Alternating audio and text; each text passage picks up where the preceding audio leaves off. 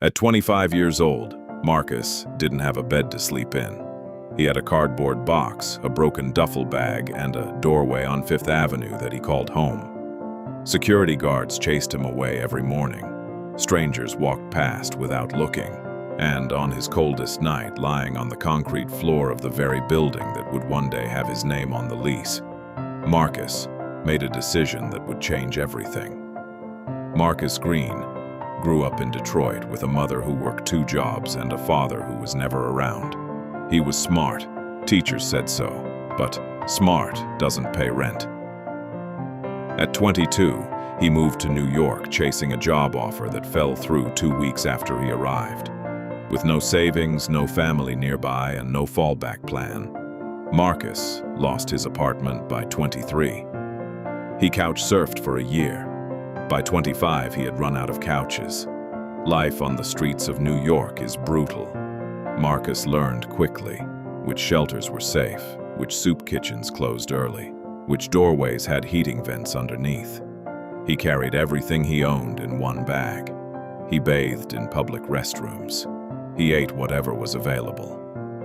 But every single night, without fail, Marcus sat under the streetlight outside a building on Fifth Avenue and read. Books from the library, business books, self-help books, anything he could carry. People stepped over him. Nobody stopped, but Marcus kept reading.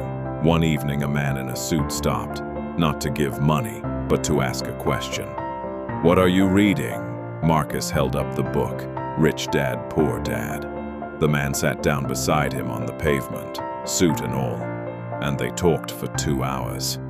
That man was Daniel Strauss, a property developer who had himself grown up with nothing. Before he left, Daniel handed Marcus a card and said, "Call me Monday, I have a job for you." Marcus thought it was a joke, but he called anyway.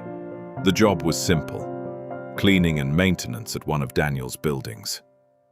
Marcus showed up early every day. He stayed late. He asked questions. He studied everything about how the building worked, the finances, the tenants, the contracts. Daniel noticed. Within a year, Marcus was assistant property manager.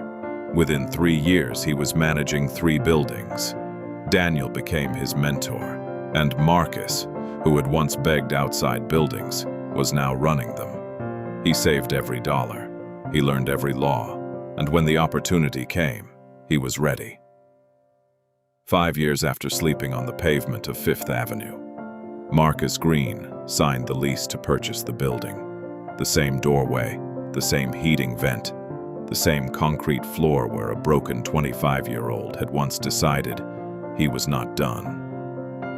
The day he got the keys, he went alone to that doorway. He sat down on the floor one last time, and he cried, not from sadness, but from a gratitude so deep it had no words. Today, Marcus runs a property management company with 12 buildings across New York. He runs a shelter program that gives homeless young men job opportunities in property management. And every year on the anniversary of the day he signed that lease, he sits in that doorway, just for a few minutes, to remember. Marcus always says the same thing.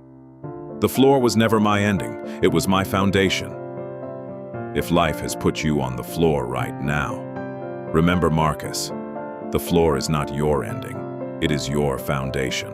Subscribe to Stories That Hit Different, because every week we bring you stories that remind you, you are stronger than you think.